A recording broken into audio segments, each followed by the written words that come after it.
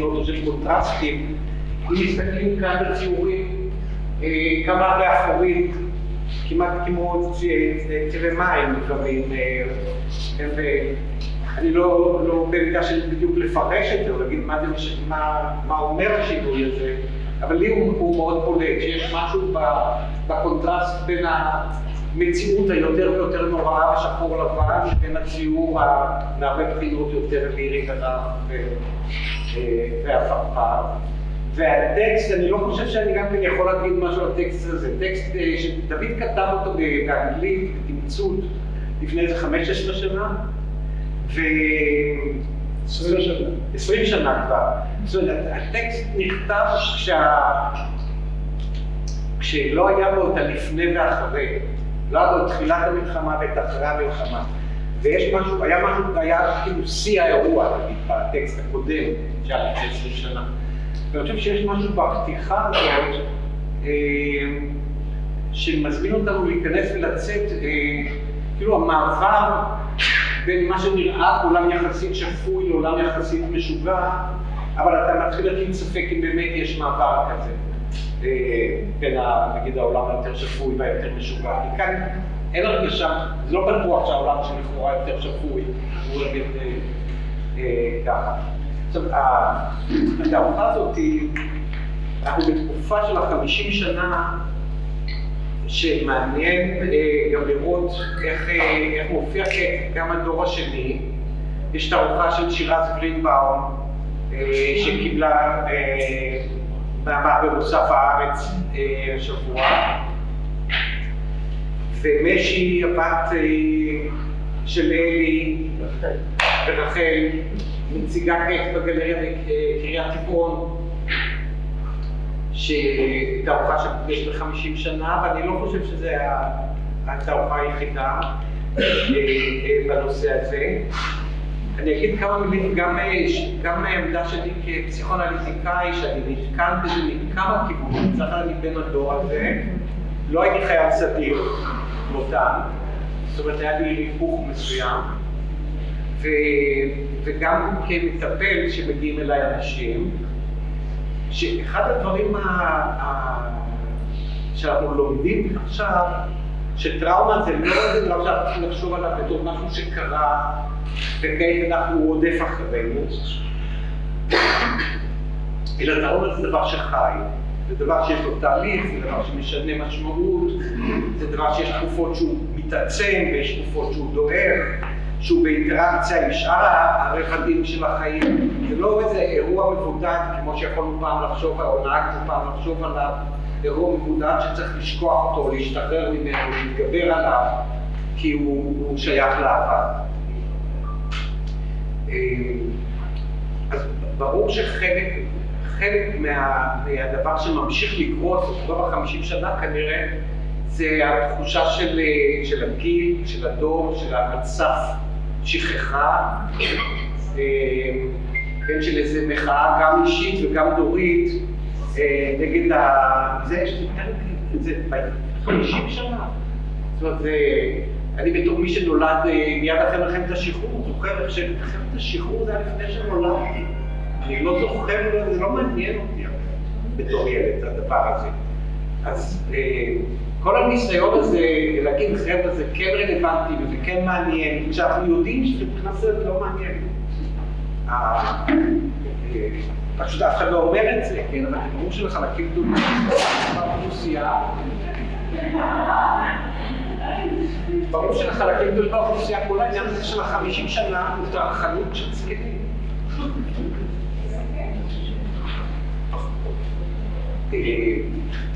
הציור של דוד לכאורה עוסק במציאות העכשווית.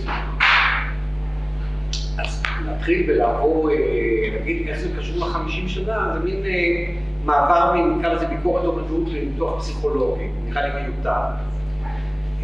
אצל אלי זה באמת חי כל הזמן. זאת אומרת, אם יש מישהו שאומר, חבר'ה, 73 חי, 73 זה עכשיו, זה בערך מה שאלי עושה.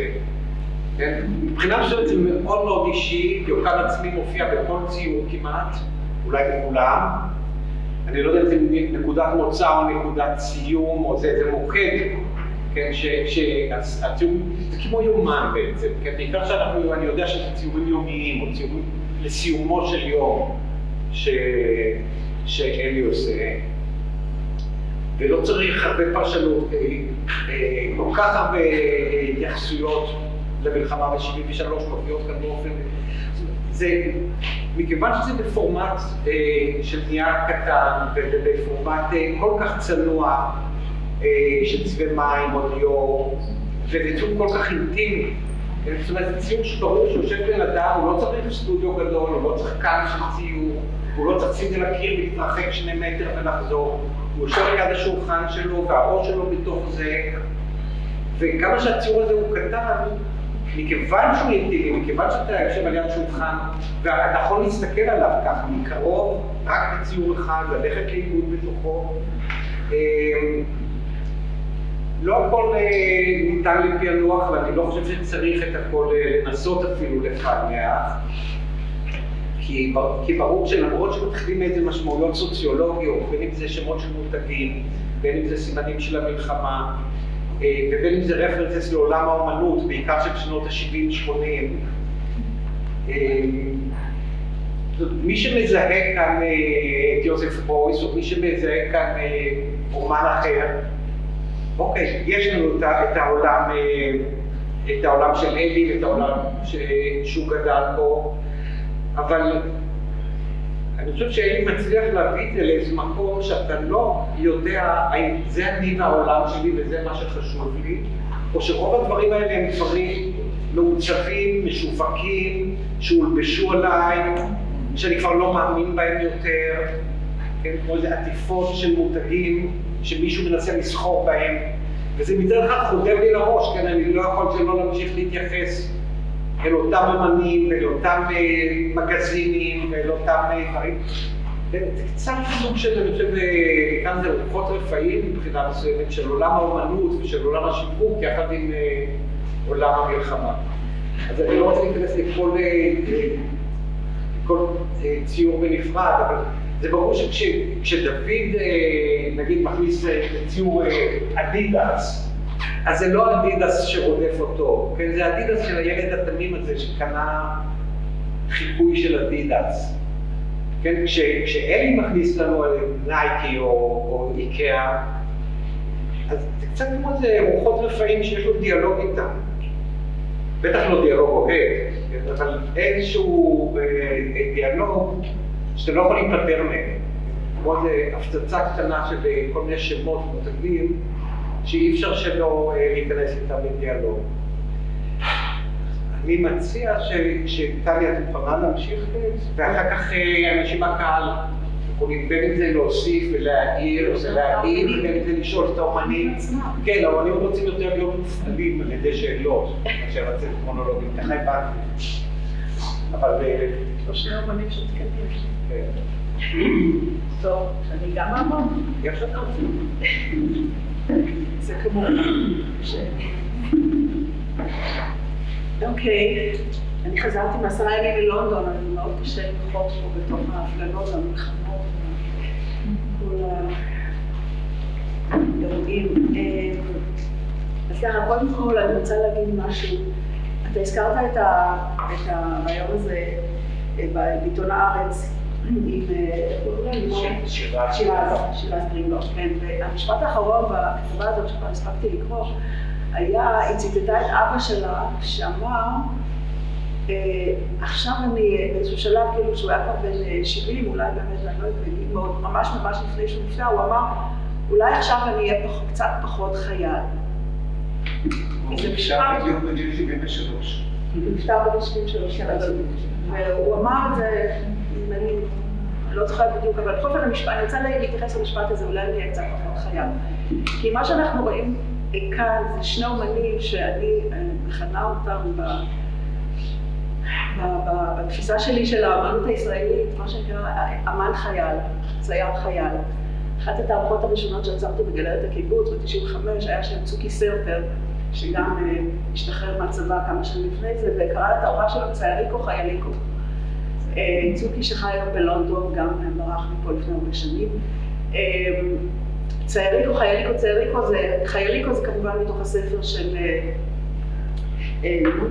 יצחק לאור, סליחה, השמות הישראלים עוד קצת רחוקים לי.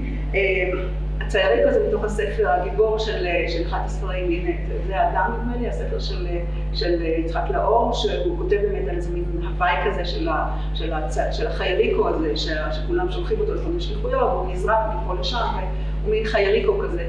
וצוקי סרפר צייר את האורחה של גן צייליקו חייליקו, ושם עלה לראשונה, לפחות בכתיבה שלי, כל הנושא הזה של צייר חייל, ושל העניין הזה של קבוצה של אומנים, שבוא נגיד, בכל הנושא הזה של הפוסט-טראומה ופוסט מלחמות ישראל, יש הרבה אנשים שהפסיקו לתפקד אחרי המלחמה, כן? והם מנהלים אורח חיים של אנשים לא מתפקדים. אבל יש קבוצה אחרת של אנשים שעברו מלחמות וכן מתפקדים, והלכו ללמוד אחר כך, והם אנשים שיש להם כישרון אמנותי, והם נרשמו אחר כך לבצלאל, למדרשה, והפכו להיות אומנים פעילים. והאומנות הפכה להיות איזשהו כלי שהם דרכם, הם גם מבטאים את החוויה הזאת של להיות לוחם. יושב פה עודד ידעיה כמובן, וכמובן דיוויד ואלי, הם כולם באותה קבוצה של צעירים לוחמים. אפשר להגיד שבדורות היום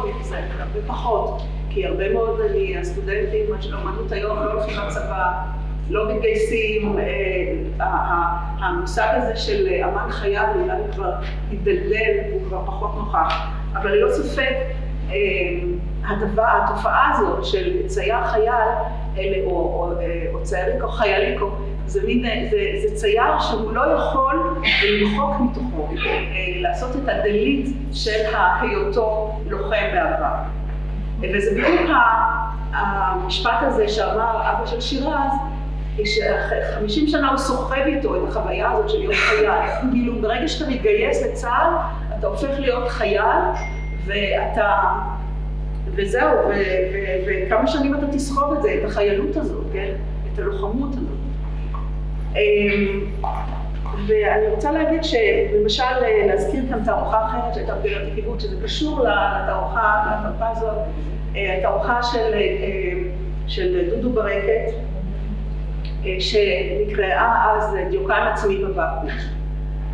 דודו ברקת לקח את הצילום שלו, אתם יודעים שמגיעים לבקו"ם, אז יש את הצלמים האלה שמצלמים אותך, ומתחת לזה כותבים את המספר האישי, וזהו, באותו רגע, זה הרגע של ההמרה, של הפכת מאזרח לחייל. אתה ילד בן 18, מוכן, לא מוכן, רוצה, לא רוצה, שמח, לא שמח, זהו. צילמו אותך, שמו לך את המספר האישי, הפכת לחייל בישראל. ודודו ברקת לקח את הצילום הזה, שכפל אותו לשקופיות, אז היה לנו שקופיות, זה היה בשנות ה-90. הוא בנה מקרן שקופיות, הוא בכלל היה בוגר של המחלקה לצורפות, אז הוא היה בונה כל מיני מכשירים, הוא בנה מקרן של שקופיות מקופסה של זיתים, הוא שם שם מנורה, והוא בנה את זה בצורה כזאת שהמנורה הייתה קרובה מדי לשקופית. באופן כזה הוא תכנן את זה ככה, שהייתה קופסה של שקופיות, היה שלט כזה, בבקשה להכניס את השקופית לחריץ. אנשים באו, הכניסו את השקופית של הדיוקן שלו לתוך החריץ, זה הוקרן על הקיר, ראו אותו מחייך, היה בחור צעיר, גבר ישראלי צעיר, מחייך עם המספר האישי מתחת, ואחרי 20 שניות המנורה שרפה וחרכה את השקופית ויצא עשן מתוך המכונה, לתוך המקרן, והשקופית הפכה להיות שקופית עם חור חרוך כזה. זה מופיע עכשיו גם בגדול בספר החדש של גדעון אפרת, אמנות פוליטית. זה מופיע שם בשער. ודודו ברקת כתב טקסט על העבודה הזאת.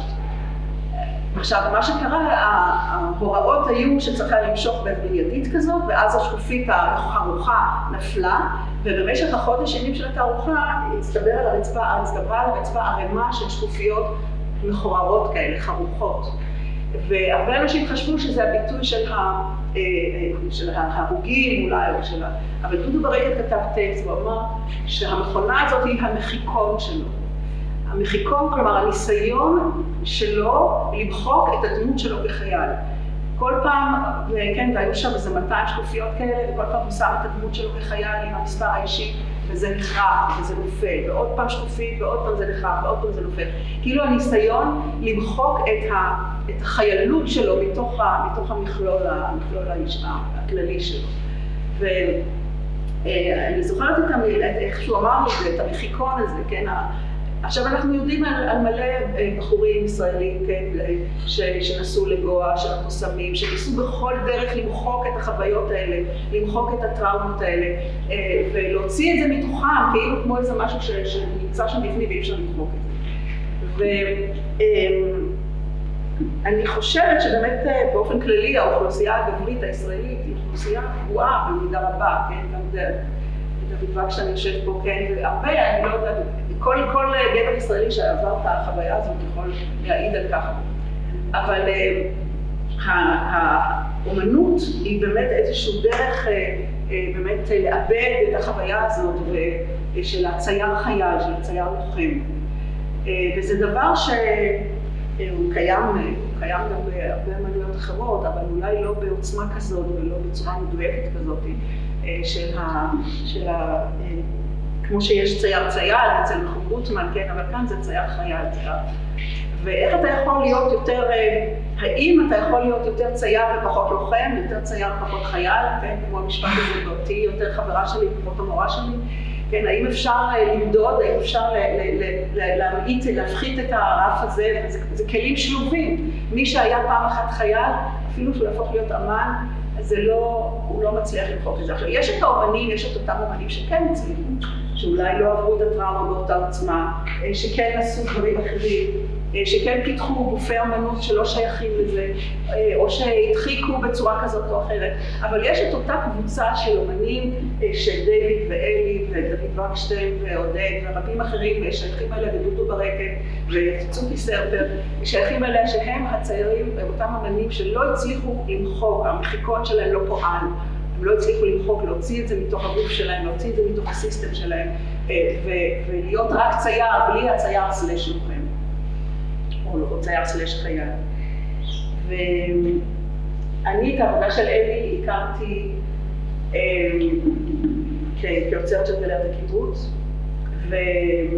ובהתחלה הצגתי את אלי, הצגתי את רחל, הצגתי אותה אחר כך בתערוכה זוגית בבית אורי ורמי גושדן, כמו שאני מכירה באמת, הצגתי בפרספקטיבה של רחל ואלי, ובאמת אני מכירה את העבודה של אלי מהרבה שנים, ולאלי יש גם הרבה זהויות נוספות. למשל, אחת הזהויות שאלי אימץ לעצמו, זה הזהות של הצייר הפריפריאלי, שאף אחד לא יודע עליו. אחד מהדברים שכתבנו עליהם הרבה זה המרחק, מה זה אומר להיות צייר בקיבוץ דפנה. הוא חי שם, כולנו היינו רוצים לגור ליד הנהר, ליד הנחל המפכפך בקיבוץ דפנה, וכמה יפה בגליל וכמה ירוק בגליל, אבל אלי כל הזמן חווה את המרחק הזה, והייתה לו סדרה שהצגנו למשל עם מספרי טלפון של כל האוצרים, שלי, של אלן, של כל מיני אוצרים ואוצרות, של שרית שפירא, זכרונה לברכה, שהוא היה כותב בתוך הציורים שלו, והוא היה כותב שם, I call you, don't call me, I call you, משהו כזה. First aid. מה? First aid. כלומר, אלי כל הזמן קונן על המרחק שלו, ועל זה שלא שומעים את קולו. הוא שם מצייר, הוא מצייר בקדחתנות, אלי הוא צייר קדחתני, בעברית, כן? הוא מצייר כל הזמן, בצורה ממש, כל הדפים הקטנים האלה, הוא אף פעם לא מגדיל את הפורמט, תמיד זה דפים קטנים כאלה, והצבעי מים המהירים האלה, כן? וכל הסצנות האלה, שסצנה רודפת סצנה, אחת רודפת שנייה, והוא כדי שהעוצרים ישמעו אותו, אולי זה עוצר במומה, הוא כותב גם באנגלית, כן? לא בעברית, כדי שמישהו ישמע אותו אי שם בפלאשה, וכל הזמן קונה לפלאשה, לאלפור, לאלפור, וכל הזמן הוא משלח כל מיני הודעות לכל מיני מוסדות אמנות ועוצרים, בתקווה שמישהו ישמע את קולו, והנה הוא כותב לנו אפילו באנגלית, לפעמים יש לי עוד כתיב, אבל זה לא נורא, זה חלק מהעניין. ואני גם אפילו המספר טלפון שלי הישן, מספרים של בזק היו על הציורים, וזה אחת הזהויות של אלי, הצייר הפריפריאלי, הצייר המרוחק, שעובד במרחק עצום מהמוסדות, וכל הזמן קורא לעוצרים שיבואו וכל הזמן אומרים לו, אוקיי, כאילו אל תתקשר, אנחנו נתקשר אליך כבר וכולי. וזה זהות אחת. זהות אחרת של אלי זה הזהות של אלי הירקן. אלי עובד לפרנסתו בסופר של הקיבוץ, של קיבוץ דפנה, והוא עובד במחלקת הירקות, ויש לו הרבה מאוד התייחסויות לעצמו כאירוניות כמובן, במקום כצייר, כירקן, ורחל עשתה לו מחווה מופלאה בסדרה שהתהדה את הפנטזיות שלה על הירקות, ושהצגנו אותה גם. והזהות שלו כצייר הירקן היא גם אחת מהזהויות האירוניות שהוא לוקח על עצמו כדי להדהד את האי היכולת שלו לפעול כצייר באופן מלא. כלומר, אלי כל הזמן עובד מתוך איזו תחושה שהוא מצייר באמת, כמו שאמרתי, בקדחתנות, אבל כאילו אין זהד. בעצם בפועל הוא נמצא במקומות אחרים, או שהוא, כמו שאמרנו, או שהוא אף אחד לא שומע אותו כי הוא רחוק מדי, או כי הוא ירקן, הוא עסוק בסופר, בירקות, אבל בכל אופן הוא לא מתייחס אל עצמו כפיגורה, כפרסונה של צייר, של אמן, במלוא מובן מילה. אבל מעבר לכל ויש, אם תסתכלו בעבודות, אז יש פה עוד אינסוף פרסונות ודמויות והמצאות של אלי במיטב ההומור שלו והאירוניה העצמית שלו, וכל מיני סיטואציות, הוא גם שותל את עצמו בתוך כל מיני סיטואציות היסטוריות, ליד אובמה, ליד הסכם השלום, כאילו כל הזמן כדי להדהד את הריחוק שלו מהמרכז. הריחוק שלו במרכז הוא איזושהי טראומה נוספת שאלי נושא איתו, והוא כל הזמן שותל את עצמו באופן מלאכותי בכל מיני סיטואציות היסטוריות וכו'. אז קודם כל אני שמחה שאתם מוצאים פה שוב במרכז, ואני מקווה שזה גם יגיע לפרטים יותר כמו מוזיאונים וכולי, כי אלי מאוד מאוד ראוי לזה. ואני חושבת שהאופן הזה שבו אני תיארתי את העבודה של אלי כאירונית, ככל הזמן מתייחסת לעצמה בספקנות, כמפוצלת, כמדומיינת, וכזהות קדחתנית כזאת, והוא כל הזמן במרכז גם, אלי כל הזמן במרכז, כל הדמויות הרזות האלה, זה תמיד הוא שמדבר, יש פה ציטוט למשל של השירים של הביטלס וכולי. בניגוד גמור לכך, זה החבר הטוב שלו, דיוויד ריב, שהוא פועל בצורה ממש מנוגדת, כי קודם כל דיוויד מעולם לא שם את עצמו במרכז הציון.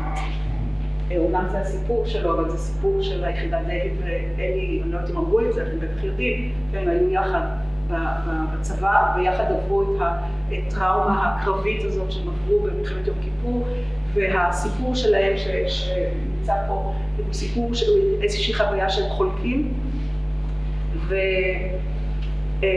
ומשם צומחת החברות המאוד קרובה, מה שבעגה הישראלית נקראת הרעות הגברית הזאת, כן, של שניים שעברו חוויה שחולקים יחד ומשתפים יחד.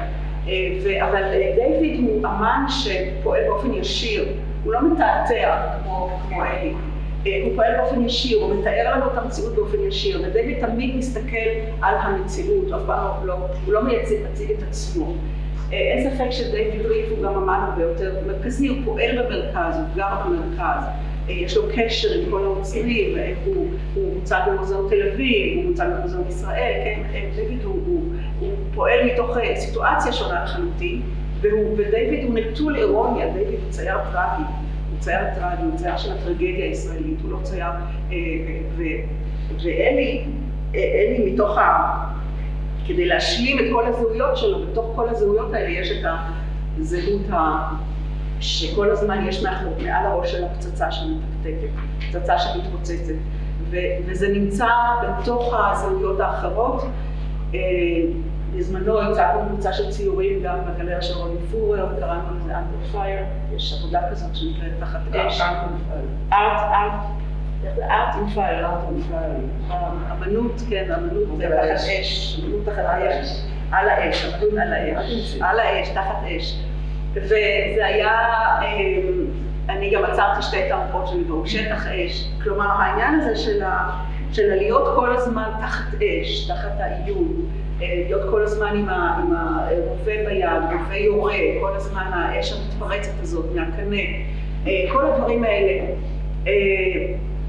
צריך לצרף גם לקבוצה הזאת של אמנים חיילים, גם את טרטה, גם את אלי מוהר, שעכשיו מציגים במוזיאון ישראל את הספר שלהם המשותף על מלחמת יום כיפור. כלומר, כל הדבר הזה באמת של הזיכרון הזה שהוא שתול בגוף הישראלי, הוא שתול בזיכרון הישראלי הגברי, יש לציין, כן? תמיד אנשים מתלוננות כאן, הפמיניסטיות מתלוננות, אבל הדבר הזה שתול עמוק בתרבות הגברית הישראלית, וזה אחת אני חושבת מהטרגדיות של הארץ הזאת. כמובן מי שראה את הסדרה הזאת, הטייסת 101, ואני חייבת להגיד משהו שאתמול בבוקר, בארץ של יום שישי התפרסם מאמר של הראל, ישראל הראל, שכועס ונוזף ברגב, במפקד הטייסת הזה שאמר שהוא לא מוכן שהנכד שלו יתגייס לצה"ל. והראל אומר לו, מה זה הפסימיזם הזה? אתם מורידים את רוח העם, הוא אומר לו, הוא כועס עליו עכשיו במאמר ונוזף בו. ואני חשבתי לעצמי, איך אפשר עוד לדבוק בערכים הישנים האלה, ולנזוף במישהו שהוא כאילו פסימיסט, כאילו... אבל כן, יש עוד אנשים בישראל שחושבים שבאמת זה טוב לנו בארצנו וצריך להמשיך עם הדבר הזה, ולא יכול היה לשמוע את המפקד הטייסת הזה שאמר בדמעות בעיניים, הוא אמר זהו, זה נגמר, אני לא רוצה שהנכד שלי יהיה לוחם, לא רוצה שהוא יהיה לוחם, לא רוצה שיהיה לו את הצייר לוחם, אדם לוחם. למה אנחנו צריכים תמיד לסחור את המסע הזה על עצמנו? למה צריכים כל הזמן את השתל הזה בתוך הגוף? אז הוא אמר את זה, אבל הנה כבר אפילו בעיתון הארץ כבר פרסמו, אני לא מבינה איך פרסמו את הטקסט הנוראי הזה של נוזף בזה. אבל אני רוצה להגיד ששוב, יש פה תערוכה שהסיבה לצירוף שלה היא קודם כל הקשר הנפשי, הרגשי בין דייוויד ואלי. זו סיבה שלא מדברים עליה באומנות, אבל אני חושבת שהיא סיבה נהדרת לחבר בין שניהם. כמו החיבור בין אלי ודוד, כן, ודוד טרטקובר, שעשו את הספר יחד. כלומר, יש פה קודם כל חברות ואיזו חוויה משותפת שנמצאת פה בלב. כי באמת מבחינת כאומנים הם מנוגדים מאוד. ברוח שלהם, הסגנון שלהם, הטכניקה שלהם וכל דבר, כן? העבודה של דייוויד היא כל כך מגובשת, היא כל כך קוהרנטית, היא כל כך עקבית, היא כל כך ישירה, היא כל כך אמיתית, היא כל כך מזדהה, ואף פעם, כמו שאמרתי, הרבה פחות אגוצנטרית, כן? העבודה של אלי תמיד מתחילה מהמצוקות האישיות שלו. אבל שוב, אני חושבת שהסיבה באמת, החיבור הזה ביניהם הוא חיבור רגשי, ואני מאוד, כל השנה הזאת, אני רק אסיים בדבר אחד, שכל השנה הזאת קיבלתי הרבה פניות, גם מיוני, שגם שייך לקבוצה הזאת של האמנים לוחמים, שהמחיקות שלהם לא פועל. אז קיבלתי הרבה הצעות לעשות משהו כיוצרת, כאילו, ורציתי באמת לעשות איזושהי תערוכה, 50 שנה ליום כיפור, חשבתי שצריך לעשות משהו גדול, אפילו מוזיאון ישראל רצו לעשות. אבל זה לא הלך, אני מודה שלא היה לי את הכוח הנפשי להתמודד עם זה שוב, בתערוכה גדולה, ואולי זה נכון לעשות את זה כל פעם קצת, כמו שפה, דייוויד ואלי, יוני, דוד ואלי מוהר, טרטה ואלי, כאילו לעשות את זה בקטן, כי תערוכה, אני לא יודעת אם אנחנו נוכל להכיל את כל האמת הזאת שמתפרצת פה אחרי 50 שנה, שהיא קשה לנסוע. אז תודה. תודה. אתם רוצים לדבר? או שאתם רוצים שישאלו אתכם? אני אשמח לעשות את השאלות. לפני השאלות אני רוצה להודות למוניק ויעקב שנתנו את המקום הזה, ולטלי ואיתמר שסיכמו ולכל מי שבא לכאן. תודה. אני אולי אגיד רק הערה אחת וכמובן לטלי, שזה מעניין, אני בא כמבקר אומנות פסיכולוג, וטלי הרבה יותר היסטוריונית סוציולוגית, אני חושב. ואז טלי את העולם של אלי מפרשת אני בשוליים פונה למרכז. ואני בדיוק את אותם שיעורים אומר, הרי הכל בראש שלי, אני אומר לדבר איתם, אני לא צריך את הקונטקט הקונקרטי. לבחירה בשוליים. זה בכל שתי קריאות שונות, היו כאן שבדיוק אותה עבודה. שלא חייבים להכריע ביניהם. לא, יש פה, אני אומרת שאלי שם את עצמו במרכז, את האגו שלו, כאילו הוא כל הזמן מצייר את עצמו, אבל הוא מצייר את עצמו תוך כדי דיבור על המרחב, כל הזמן תראו אותי, תשמעו את קולי, מתוך איזושהי תחושה שלא שומעים אותו, שלא שמים לב לזה. אם אתה בוחן את זה בעולם האומנות, בסצנה של האומנות, אז הוא צודק. נכון, לכן אני אומר, את סוציולוגית יותר, ואת בוחנת את עולם האומנות, ואני בוחן את הדיאלוג הפנימי שיש למישהו בראש, עם מי הוא... כולם חושבים, וואי, איזה זיכרונות יש לו, איך הוא חי, ואני יודע שמשלושה שבועות של מלחמה, אני זוכר בערך 3 שניות, ויש לי הרגשה שהציורים האלה זה ניסיון איכשהו להוציא מהקצת הזה, איכשהו כמו שמכניסים קמח למים, שיתפח קצת. אני לא נלחם לשכוח ולא נלחם לזכור. יש איזה מנגנון כנראה בנפש שמוחק דברים לא נוחים. ומה שאני משחזר זה כנראה דברים שאני ממציא אותם. אני רוצה אבל לענות לך. קודם כל, אני התחלתי את הדברים שלי כן בהבחנה. אמרתי שיש קבוצה של אנשים פוסט-טראומטיים שהם בכלל, שהם חווים את הפוסט-טראומה ולא מתפקדים, ויש את אותם אנשים שכן ממשיכים לתפקד בתוך החיים, אבל האומנות, הם הפכו להיות אומנים, והאומנים, והם נושאים איתם את החוויה הזאת. יש הרבה מאוד אומנים שלא נמצאים בסיטואציה הזאת, שהם עושים אומנות שלא קשורה לדבר הזה. אני לא טענתי שצריך למחוק או שכדאי למחוק, אני טענתי שזה קיים, שזה כמו שתל שנמצא בגוף, שאי אפשר להוציא אותו, אי אפשר למחוק אותו, אי אפשר להתפטר ממנו. עכשיו, אין ספק שזה גורם גם סבל לאנשים, והאמנות הזאת היא לא אמנות טיפולית. אני מבחינה בין תרפיה באמנות, שבאמת המטרה שלה היא לאפשר לאדם לחיות עם זה, לבין אומנים שהאמנות הזאת היא לא תרפיה, היא קודם כל אומנות, וצריך להבחין ולהגיד את זה. קודם כל אומנות, וזו אומנות טובה. מדובר פה בשני ציירים שהם ציירים מעולים, שיש להם איכויות אמנותיות נפלאות. איתמר דיבר על האפורים, על מצבעי מים, על הגרמית.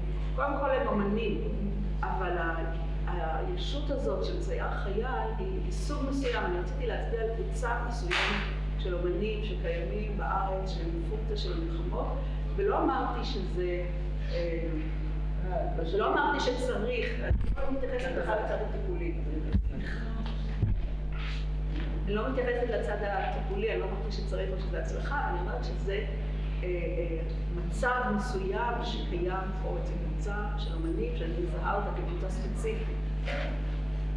אולי עוד הערה בהמשך לאותו נושא, לגבי הדור השני דווקא יותר. אומנם יש לי כאן מדגם מאוד קטן, כי הזכרנו את משי, הבת של יגידה רחל, הזכרנו את שירז גרינבאום, והזכרנו את הנכד של מפקד הטייסת 201, זה לא מדגם גדול. אבל בכל אופן, הוא מאפשר לנו איזו הבחנה מעניינת לדעתי, שעל פנים, אתה אומר, הוא כן יהיה קרבי, הוא לא יהיה קרבי, הוא יהיה כמוני, הוא לא יהיה כמוני.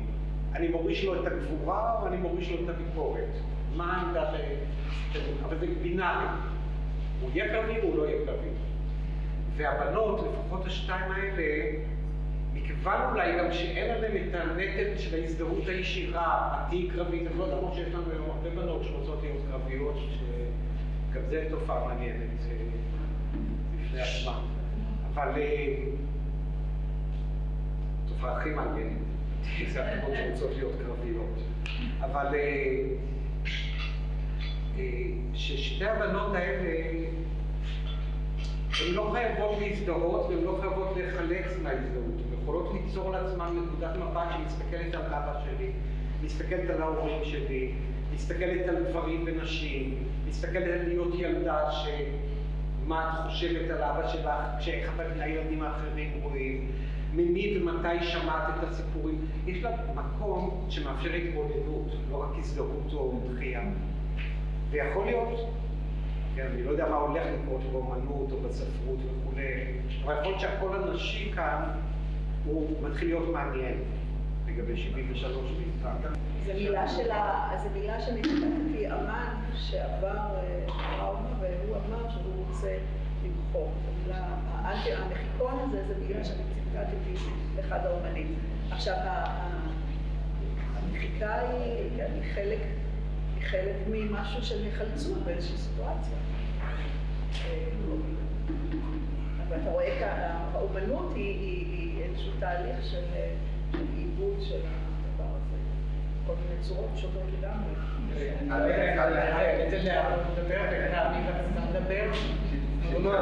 כשהקשבתי לדברים שלך, אני דווקא התעוררה בהתנגדות מסוימת.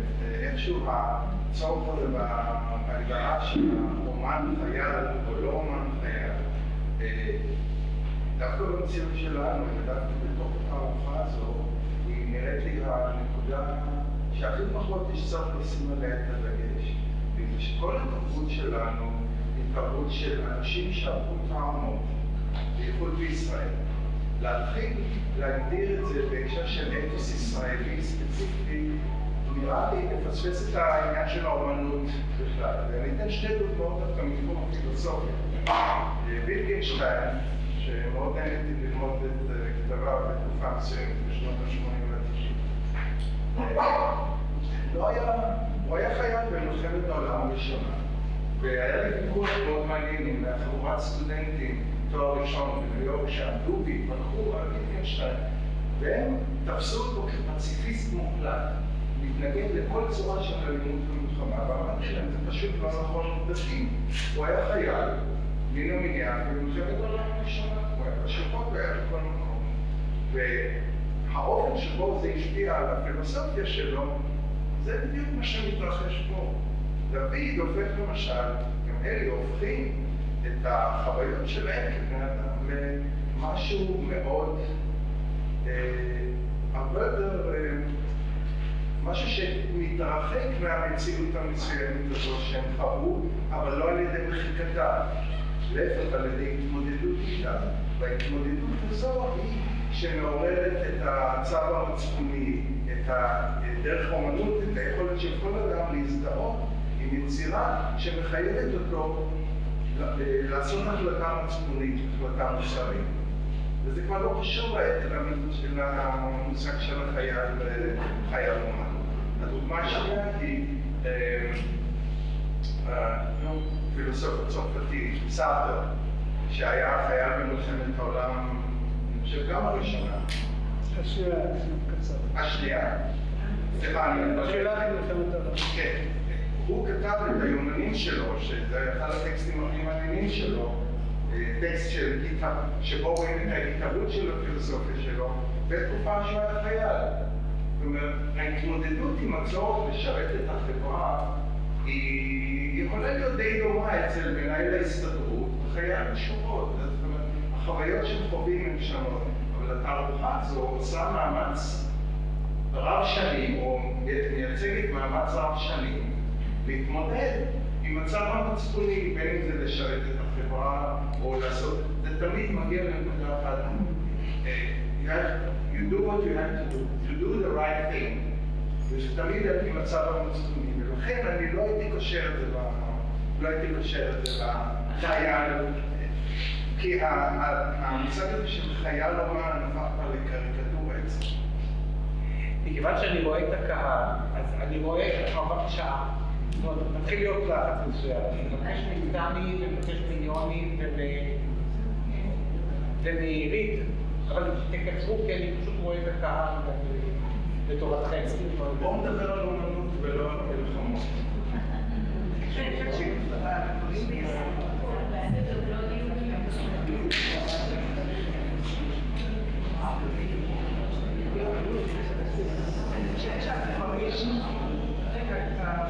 הגברים בישראל תמים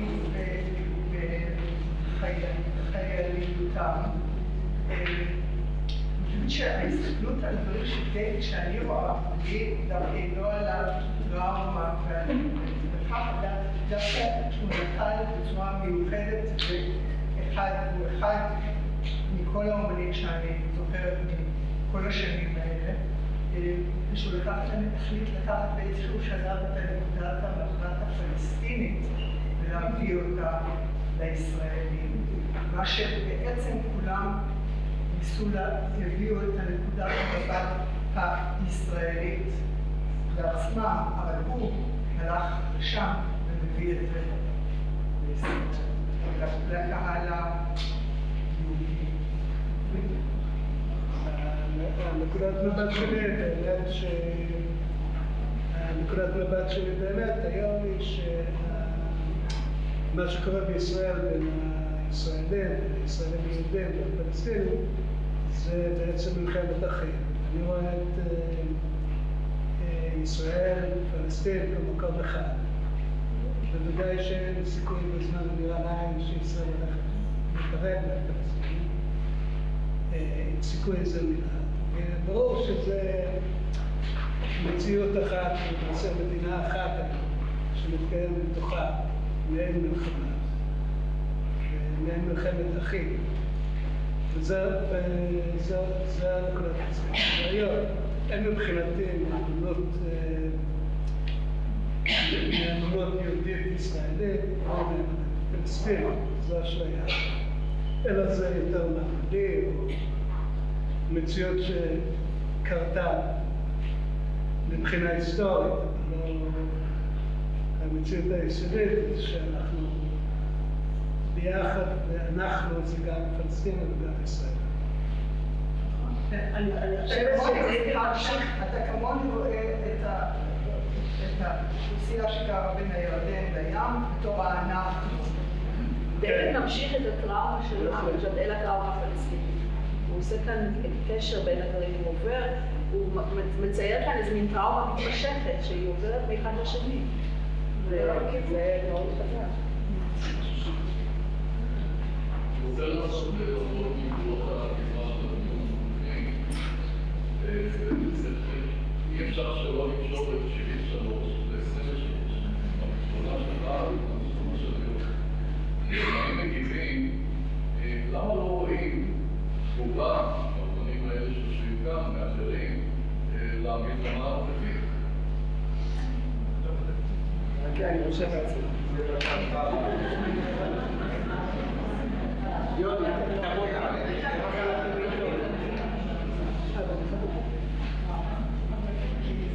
דבר ראשון על הבוקר.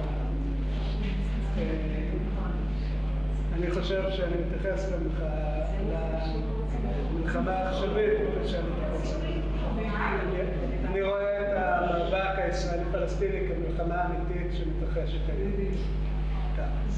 המחאה שאני שמח להשתתף בה במידה מסוימת, אני רואה אותה כניסיון יותר לשמר לנו היהודים את הזכויות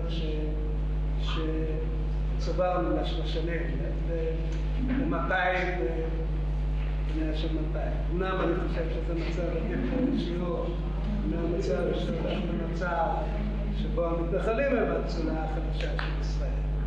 אבל עדיין זה לא מצב, מבחינתי המלחמה האמיתית שקורית בישראל, וכאן אזרחים שקורית כאן, זה בין ישראלים לפלסטינים. יוני ונסיים אחר כך עם עודד. נכון, רק כך. עירית ועודד. קודם כל, אני נורא, שניים האלה יודעים שאני מהמון שנים מאוד אוהב אותם את מה שהם עושים. אותך ואותך דוד, כיף גדול. ואני חושב שהדבר שאנחנו בעצם, אם אני מסתכל על מה שאנחנו מדברים פה, אז אנחנו ניקח את השאלה מה עושה האומנות, אז היא נותנת לנו נקודות מבט, לנו מאיפה אנחנו מסתכלים על העולם. אני רואה ששניכם כמתעסקים בסופו של דבר באתיקה. אבל גם אתה, דוד, במה שאתה עושה, גם אתה, אלי, במה שאתה עושה, ונקודות המבט האתיות הן מביאות, אני חושב, ממקומות מעט שונים, שהם גם יוצאים ממקום שונה וגם, כמו הרבה מאוד דברים בחיים, הם עושים סיבוב שונה ונפגשים. ואתם יכולים להקדים את הלופ, אבל אנחנו חוזרים בסופו של דבר לאותה נקודה. אבל אני יכול לחשוב עליך, אלי, שאתה ככה מסתכל מאיזשהו עולם פנימי שהוא רווי בתכנים בהיסטוריה, אישית, כללית, ציבורית, שבתוך זה הופיע באיזושהי נקודת זמן בחיים הופיעה המלחמה החורבנית הזו, קרה מה שקרה, והיציאה באוסף האנקדוטות הללו, ובסופו של דבר, כפי שאני רואה את זה, זה איך הפאזל הזה, איך הוא כל הזמן נבנה בעוד ועוד פרטים, איך התמונה הולכת וגדלה, ואיך גם כל אחד מהציורים האלה יכול לדבר את התמונה כולה. יש ה-DNA של הסיפור, של ההתמודדות הפנימית, הן עם העולם האישי, הן עם התרבות, המון מה שמופיע בכל כך הרבה מקומות, התרבות האומנותית, ההליקופטר שמופיע שם, כל הסיפור הזה כמו איזשהו קטלוג שאתה כל פעם מערבב אותו ובונה אותו מחדש, ואני חושב שאתה מדבר על המושג חיים כאשר אתה שם את עצמך שם במרכז. היופי בעיניי במקום הזה שאני כצופה, אני יכול למצוא אני יכול להיכנס לקטלוג הזה וללכת איתך במסע הזה, לראות איך אתה פותח לי פתחים, לראות דברים שאני לא ראיתי, לא חשבתי קודם, לא ראיתי תמונת העולם הזו ככה, דרך תמונת העולם שאתה מייצר, ואתה מייצר אותה כאמור כל פעם באיזושהי תוספת שיוצרת, מגדילה מרחיבה את התמונה. עכשיו, אני היום פעם שנייה בחלל הזה, ואני תמיד רואה פעם ראשונה, אני חושב על שתי העבודות האלה, על השבעה פאנלים האלה ועל העבודות מסביב, שאותן אני מכיר קצת יותר, ואני חושב כשאני מסתכל על הדבר הזה, אני פתאום קופץ לי במבנה החורבן הזה ליד מגדל השמירה, מוות לערבים. ואני... זה יכול להיות בכל מקום אחר שם. ואתה יודע מה, זה יכול להיות גם בקפלן, על הקיר מוות לערבים, זה לא משנה. אני חושב שהפירוק שאתה עושה פה הוא מאוד מאוד מעניין בעיניי. במקום הזה, בדפים האלה, בבדים האלה, שכמו שאתה עובד פה עם אותו מכחול, שאתה עושה את האפורים שדיברת עליהם, אתה עם אותו מכחול כותב את הסיפור הזה. וכשאני מסתכל על זה מרחוק, ההרגשה שלי שזה, זאת אומרת, היה יכול לעשות את זה גם מקלט. זאת אומרת, אם אני עכשיו הייתי לוקח מקלט ועושה שורה כזאת, ועושה שורה כזאת, אני הייתי מקבל את אותו דבר. וכאן, זאת אומרת, בכל מקרה, את העבודה ידנית, מאוד מאוד אישית. וכאן זה החיזוק בליריקה של האפורים, המקום הזה של לבנות את הדברים. אבל פה העשייה היא, אתה מאוד מאוד בתוך, זה הסיפור האישי, זה הכתיבה האישית, זה המכחול הזה שאתה מחזיק אותו, אתה תובל אותו כדי לעשות אותו, אתה צריך מאוד מאוד להיות עם העשייה הידנית. בעבודות האלה, ואני מכיר את זה הרבה שנים, אני חושב שעוד בצלאל זה הופיע, המקומות האלה שכאילו נזרק רימון, ואתה מסתכל מבחוץ איך זה נראה.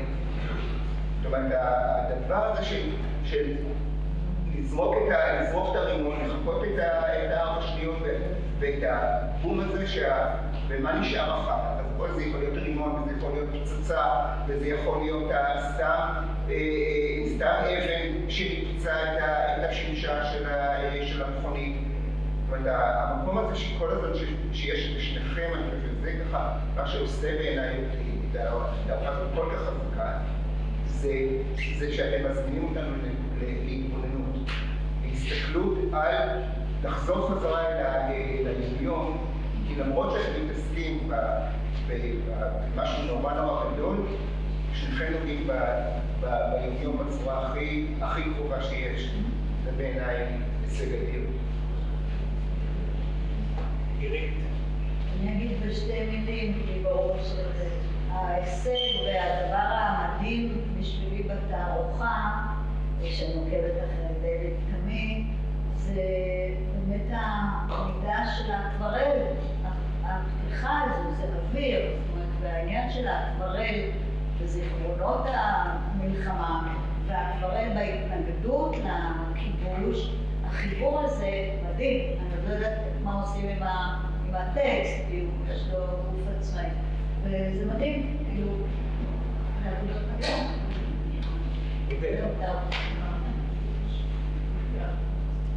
טוב, שתי הערות ושמתי לב.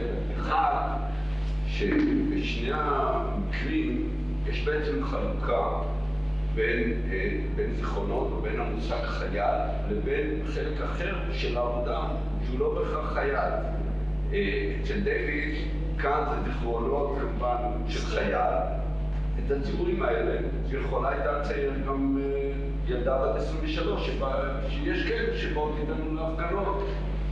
אבל ביחד אני לא רוצה לנתח כי נשאיר את זה גם לפסיכולוגיה לדיון הרבה יותר רחב, אבל זו נקודה מאוד מעניינת שמאוד חזקה פה בעבודה של דיוויד, שהחוסר קשר זה נמצא גם אצלי, ודיברנו וטליה הייתה גם, ובכלל על המסורת של ציורים אקטיביסטים. אצל קובלביץ' זה קורה בהפוך, מצד אחד הציורים הם דווקא זיכרונות או פיצוצים של חייל, והטקסטים אין להם שום קשר. המותגים, בייחוד הרבה מותגים של מגזינים אומנות, אולי זה מתחבר עם מה שטלי דיברה על המשחק מהפריפריה. אז שני דברים שמתחברים. עכשיו, החוסר התחברות הזאת, בניגוד למעשה פוליטי או לזיכרון או לעבודה של אני כחייל, איכשהו הם מעניינים מאוד והם מרחיבים את העבודה, כמובן גם מבחינה אומנותית וגם מבחינות של פסיכולוגיה של האומנות, שהיא תמיד מעניינת. היא לא כאילו בספרות בקולנוע ברור שיש את האמצעים ויש את העלילה. אצלנו כמעט לא מדברים על עלילה, כן? רק... אז זה נקודה אחת מאוד מעניינת. נקודה שנייה שבכל העניין של טראומה, אז קודם כל באמת נהיה אופנתי השנה פתאום לקפוץ על דור שני לטראומה, דיברה על זה גם שירת, גם בעיתון, גם אתמול בתוכנית טלוויזיה אצל קובי מידן, על דור שני שסובל וגם הוא צריך טיפול וכו' וכו'. יש שתי הערות מצחיקות.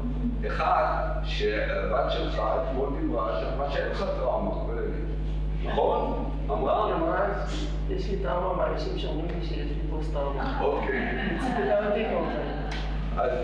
אבל היא סובלת בראש חובה, נגיד. דבר שני, ועכשיו אותו דבר על דיוויד, שמצד אחד, כאילו, יש לו איזה זוג קצת, כאילו, קצת מבולבל, כל שבוע כשהוא יוצא מהאוטו הוא שוכח או כובע, או את הטלפון, או את הדשה שהייתה בנושא של... אז לפעמים חשבתי אולי זה פוסט טראומה. ועד שקראתי את הטקסט, ראיתי שהוא שכח דוזי עוד לפני המלחמה. אז אני גם כבתור מכחיש טראומה. אני רוצה להגיד משהו בבקשה על לכן תסיים. אני ממש שמחה שהילדה שלנו בריאה ואומרת שלאבא שלה אין טראומה, אבל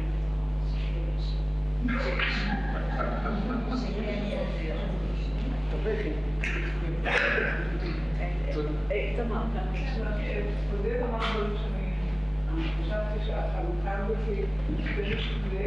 היסטורית כתובה, כתוב היסטוריה של אל שהיה. אבל פה יש פה גם חלק של ההתנגדות שהוא היה חלק מהמערכת ונלחם. אבל פה הוא בא ומתנגד ומתנגד לנו בהיסטוריה מצוירת מה קורה היום ובאמת להסתכל על ההמשך של המשפט. אבל אני נזכרתי לציורים של גרשוני, בשנות ה-80 של המחיה, אוהי חיה, כל ה... כן, אבל זה בא ממקום. לא, אני יודעת, אבל זה מעניין. בכל אופן, אני משתמש במילה חיה, זה מסקרן. אבל גרשוני בעצמו לא היה. אני יודעת, אבל עדיין זה הטראומה של המדינה, היא נמצאת בתוך הציור שלו. טראומה מסובכת, אבל זה... אפשר לסיים? אתם רוצים להגיד משהו? כן, אני רוצה לספר כמה מילים. מאוד בקצרה, שקודם כל אני מקווה כאילו טלי אמרה שהעבודה שלי היא טרגית ולא אירונית, מבחינתי אני מספר סיפורים, וככל שיהיה דברים קשים בטקסט עצמו, דברים שקשורים לאנשים שאני אוהב, עדיין אני תמיד רוצה שבאיזשהו מקום הזה יתפקד בתור סוג של בידור, אפילו שיהיה משהו מצחיק בתוך זה מה שניסיתי לעשות גם בטקסט הזה, בעיקר בהתחלה בכלל, זה לא רק עכשיו דבר ואני אעשה את זה כל משהו, גם זה נשאר בגלל מסוים. הדבר השני זה שברמה עקרונית אני חושב שזה תמיד טוב שאתה מייצא, עבורי לפחות, זה עובד, אני חושב גם שלי, שאנחנו משתמשים בחומרי הירדן, שאנחנו משתמשים בחומרים שאנחנו חיים בתוכה. אני מאוד אהבתי כשהייתי נער, קראתי ואהבתי את הכתיבה שיצאה בבקת, ובעצם בכתיבה המאוחרת, המלמולים של האנשים המבוגרים לעצמם, מה שאני מוצא את עצמי עושה במעטים.